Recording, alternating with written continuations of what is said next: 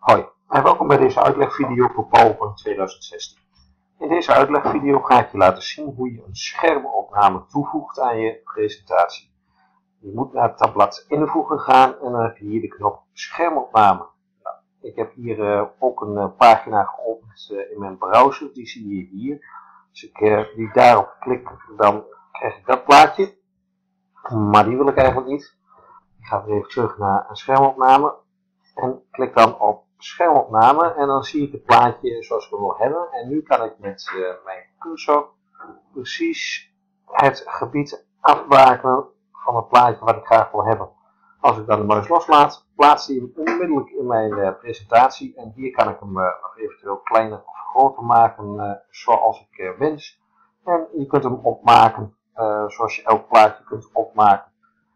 Heel eenvoudig en heel handig. Heel veel succes bij het maken van je schermopnames.